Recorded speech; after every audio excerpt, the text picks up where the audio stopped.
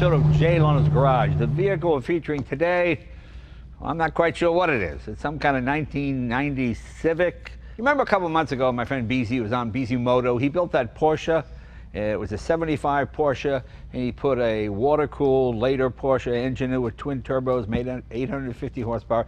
He's got his shop called Bisimoto out in Ontario, California, where he builds this stuff, and he calls, Jay, I have something I have to show you. You will love this car. You will see this car. All right, well, just bring it by. Well, I walked in, and here it is. And I'm seeing it now for the very first time, just as you are. So let's bring BZ in. BZ, come on in.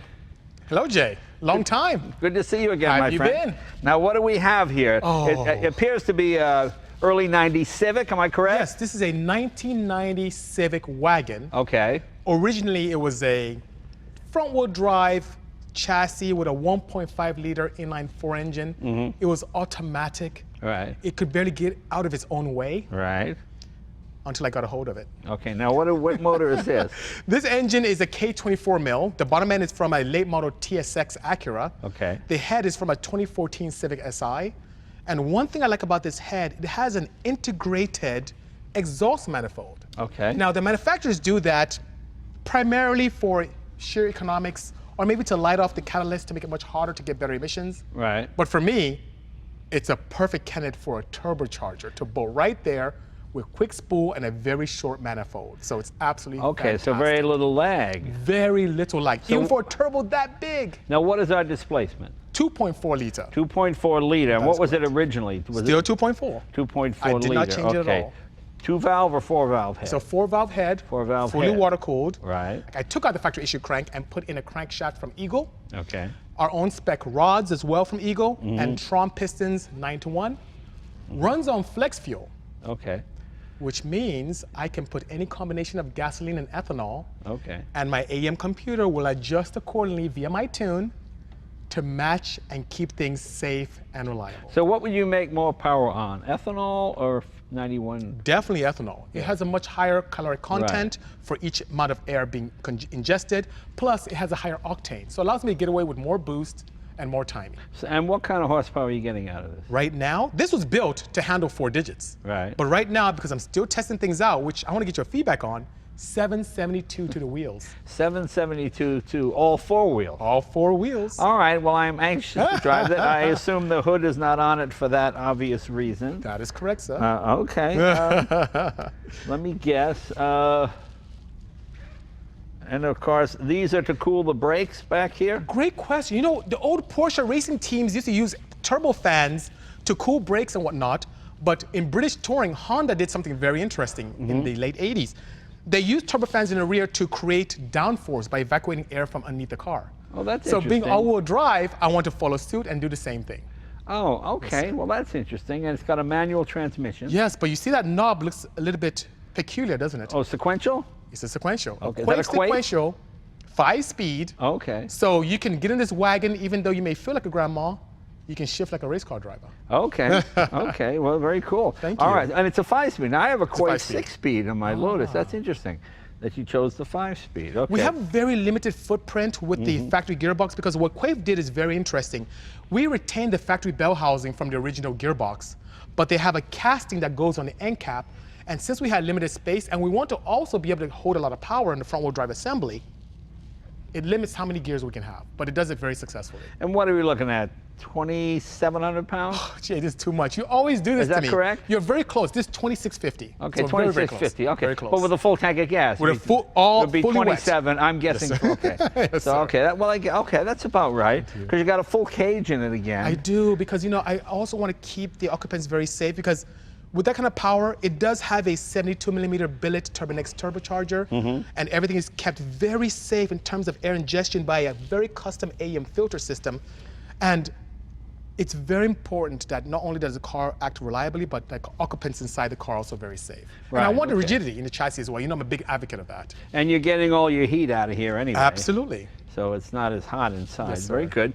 Brakes are stock 4-wheel discs? Or? Actually, the fronts, I left the factory issue in the rear, but the fronts are Buddy Club, Okay. a Buddy Club 4-piston big brake kit. Now, why'd you leave the drums in the rear? I'm curious. I wanted something that stayed more factory. Right. So It was a lot of fabrication for us to be able to get the rear end assembly to work together with the CRV components. And it was actually very straightforward to keep the Honda drum brakes in the rear as well. And plus, believe it or not, it's lighter than the discs. Well, that's probably true, yeah. And of course, being 1990, not a lot of computer in this car, is there? Initially, no, but now I have a full AEM Infinity engine management solution with beautiful sequential injection and cold unplug. Well, that's what I figure. Well. You're the guy that's not afraid of. Most guys are afraid of the computers. They're terrified. That's I what you embrace do. it. Yeah. Drive-by-wire too. So I'm a huge advocate of technology, and just as many of my cars, this also has full drive-by-wire. Okay. Now, dumb question. Yes. Why do you have the air filter encased and open? Why is it open in the front? It's actually quite encased. This is something that, when the day comes, Jay, and it'll come very soon when I put a hood on this, it'll have a slight aperture to allow me to get cool air into the intake. Okay. So that being said, that's why I have that enclosure in such a manner. Is it easy? Wouldn't you get more air just to have it without the enclosure at all?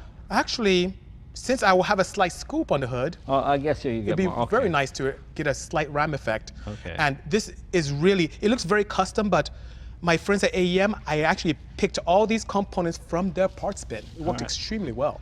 Okay. Was this the original color of the?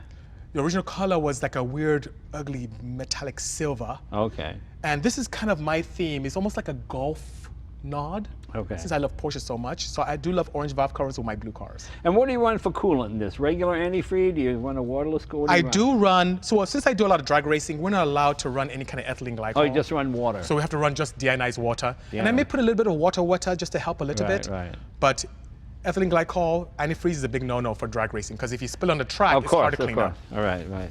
Well, there's no rosin, and some of that stuff works pretty good. Yeah, oh, yes, sir. Okay. And what do we have here? So that is my catch can. So you see, it has a direct, yes, it collects right there. Yeah. And that's something put together by our friends from Turbo Track, Track Tough, I should say. And we have an air-to-air intercooler. I've done a combination of liquid to air, but I wanted something very simplistic, so I have a very large PRL intercooler in the front as well. And this engine was built in-house in our very nice clean room and tuned in-house as well. Okay. Using an AEM Infinity. And what do you run for plugs? NGK, BKR8EIX is my... Okay, just regular plugs. Yeah, regular plugs, but iridiums. Oh, you run iridiums. I love the fact that iridiums have a very fine tip and that the electrode is extremely hard. So when that spark kernel forms, it does a great job in being able to really ignite the mixture evenly, opposed to a large pole copper, which is soft and can inhibit the kernel formation. So how does this, when you take this to 8th mile drags mostly? Yes, I built this for 8th mile, but you know what? I've been getting this weird itch, Jay. I want to do some half-mile stuff. Yeah. Okay. So right now it's geared pretty numerically high. It has a 4.7 final drive. A 4.7? Yeah, so as you drive around, it's going to buzz quite a bit, but I just received recently a 3.8 final drive, which allowed me to have a lot of fun in the half-mile. Okay. I want to go exotic hunting with her. It should be a lot of fun. So it's all-wheel drive all the time. You can't switch off. Oh, great question. Honda has a very unique system that allows you to only have all-wheel drive on demand. Okay. So what happens is if the front wheels lose traction, the rear wheel senses it, locks up the rear, and gives you ideal adhesion. Is it a clutch slippage thing? It's a clutch slippage style, okay. Yes. Okay. So it's not a direct cog with a viscous coupler. It uses clutches. And it can take that kind of power, huh? We're pushing it. I've killed some clutches in the past that were a factory issue. Now I have some aftermarket ones from Automotive KMD. Yeah. We'll see how she holds up. Okay. All right. Let's see what else. I mean, the rest just looks to be pretty much a wagon. You've got... This interior looks factory, but it's not. Yeah.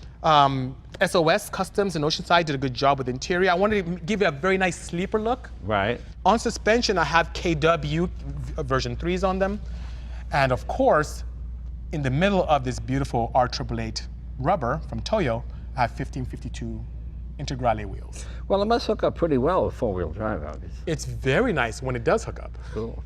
Yeah, yeah, all right. All right, are we about ready to go for a ride? What do you think? Yes, sir. Sounds good. Well, I'm anxious to try this. Let's see how she goes.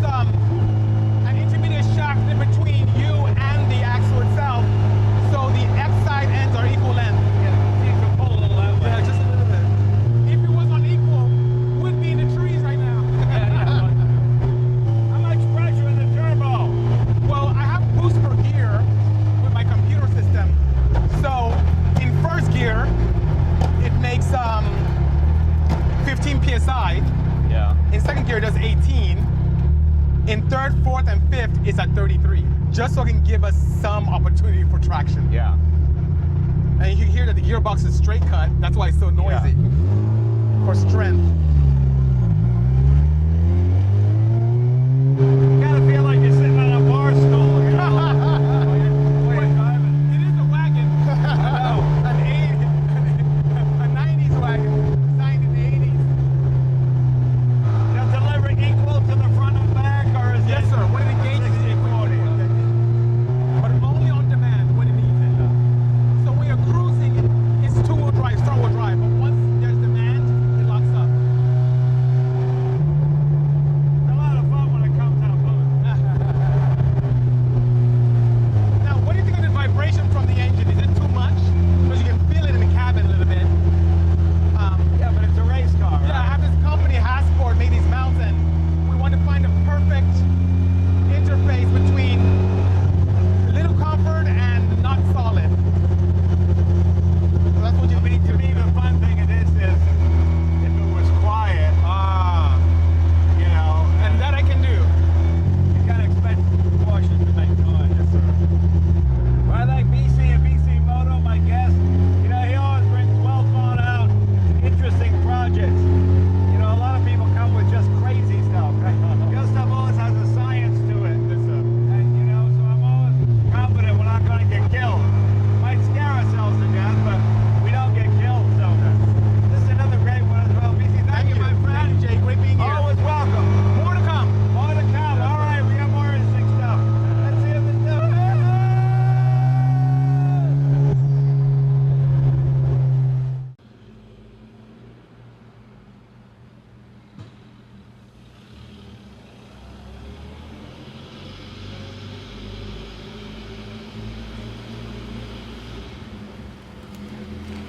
Mm-hmm.